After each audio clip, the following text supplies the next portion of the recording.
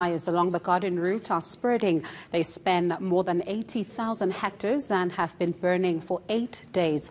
Firefighters have been working tirelessly through the night trying to extinguish the flames. For the latest, let's talk to James-Brent Styan from the Western Cape Disaster Management Centre. James, thank you so much for taking the time to talk to us. What's the latest?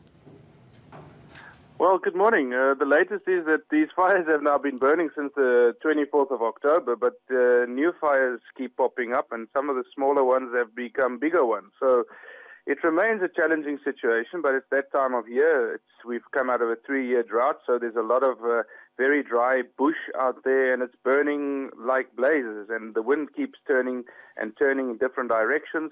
So you send people in one direction to put out a fire and the next moment there's another problem in another region. So it's a very fluid, continually changing situation, and the guys are putting in tremendous efforts, and we just hope that matters stabilize in the hours and the days to come. And staying with the fluidity of that situation, do you get a sense that the teams on the ground have the situation under control, or do they need backup?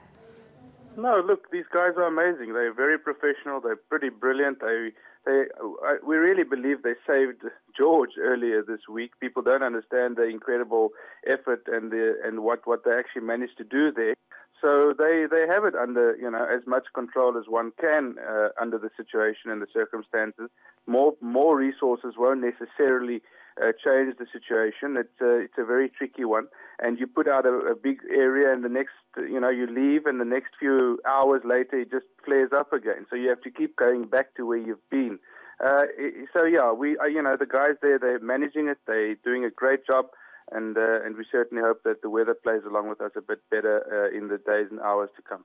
And talking about the guys and what a great job they're doing there, how are they keeping their spirits up? Well, look, it's a great community, the emergency services in this country and the firefighters as well. These are teams of people that really put their families' lives second, to put other people's lives they don't know first. So they're incredible people. They are buoyed along by the public who've been supporting and donating them to a lot of things to them. And we want to thank the public and we want to thank these role players for the efforts they put in. But the spirits, they've got a job to do, and they're certainly not intent on slacking down on that. And James, there are reports that around 300 people were on alert for possible evacuations in Dip Valley yesterday afternoon. What's the latest from that area? Well, there's been about, not only that area, but there's been about 300 evacuations that has been done over the past 24 hours in various areas, including that one.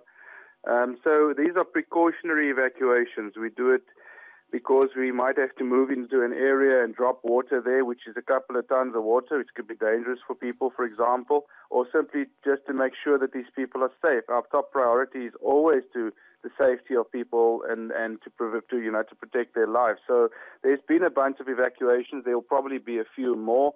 But people moved back again. So for example, in George last week, we evacuated, I think it was about 1,000 people at the end of the day, and most of them returned home, I think with the exception of about 70 people whose homes were destroyed, and they are being accommodated by sand parks. So people do move out, but when the situation's under control, they return again. Thank you so much, James. So we'll touch base with you a little later on for another update. That was James-Brent Styan from the Disaster Management Centre in Cape Town.